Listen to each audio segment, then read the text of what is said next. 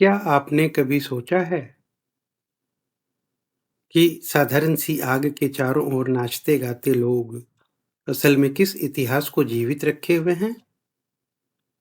यह आग केवल सदी भगाने के लिए नहीं जलाई जाती। यह आग सदियों पुरानी एक कहानी की गवाह है। आज हम बात करेंगे लोहड़ी पर्व की। एक ऐसा पर्व जो कृषि, प्रेम, बलिदान, भक्ति और समाज सबको एक धागों में पिरो देता है। यह वीडियो अंत तक देखिए क्योंकि अंत में आप जानेंगे कि लोहड़ी सिर्फ पंजाब का त्योहार नहीं बल्कि पूरे भारत की आत्मा से जुड़ा उत्सव है। लोहड़ी मुख्य रूप से पंजाब, हरियाणा, हिमाचल और उत्तर भारत में 13 जनवरी को मनाई जाती है। यह समय होता है जब रबी की फसल खेतों में लहलहाने लगती है, जब किसान भगवान को धन्यवाद देता है, जब सूर्य मकर राशि में प्रवेश करने वाला होता है। लोहड़ी मकर संक्रांति से एक दिन पहले आती है और यह सूर्य उपासना से गहराई से जुड़ी है। ऋग्वेद के छंद 10.88 में अग्नि को कहा गया है, अग्नि मीले पुरोहितम, अर्थात अग्नि देवता जो मनुष्य और देवताओं के बीच सेतु है।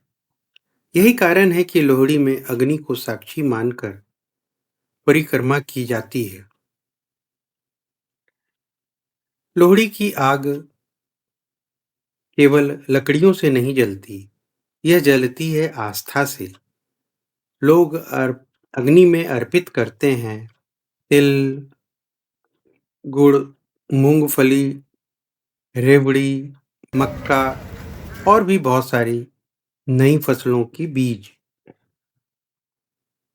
गरुड़ पुराण और मनुस्मृति में उल्लेख है कि अग्नि में अर्पित अन्न सीधे देवताओं तक पहुंचता है।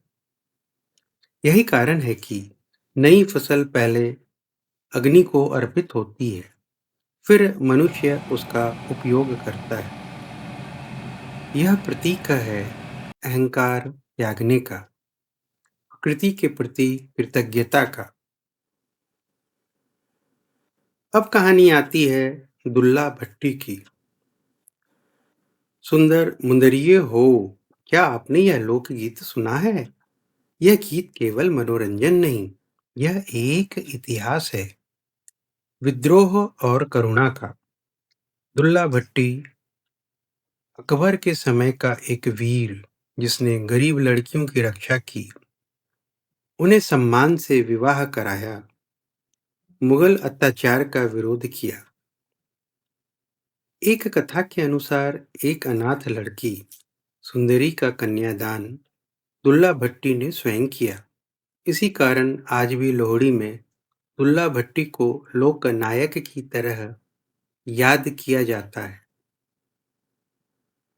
यह परंपरा रामायण के आदर्श समाज और महाभारत के दान धर्म सिद्धांत से मेल खाती है। लोहड़ी का विशेष महत्व होता है। कब कब होता है आइए जानते हैं। नव विवाहित जोड़े यहाँ पर इकट्ठा होते हैं। नवजात शिशु भी यहाँ पर त्योहार मनाते हैं। यह संकेत है नए जीवन की शुरुआत का, समाज की स्वीकृति का, मंगल कामनाओं का। अथर्ववेद में संतान और परिवार की समृद्धि हेतु अग्नि यज्ञ का उल्लेख मिलता है। लोहड़ी उसी वैदिक परंपरा का लोक रूप है। लोहड़ी के बाद आता है मकर संक्रांति, जहाँ सूर्य उत्तरायण होता है। भगवत गीता के 8वें अध्याय का 24वां श्लोक में कहा गया है, उत्तरायण के समय शरीर त्यागने वाला मोक्ष प्राप्त करता है।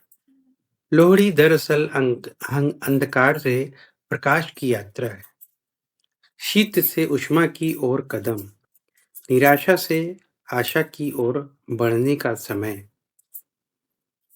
आज के समय में लोहड़ी का क्या संदेश है?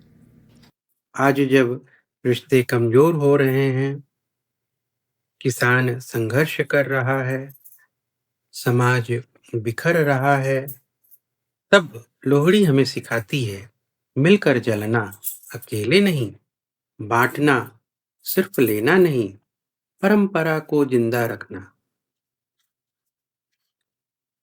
तो अगली बार जब आप लोहड़ी के आग के पास खड़े हों, तो केवल रेवड़ी मत डालिए, उसमें डालिए अपने दुख को, अपने अहंकार को और अपनी नकारात्मकता को, क्योंकि लोहड़ी सिर्फ त्योहार नहीं, एक संस्कार है। लोहड़ी दी लाख लाख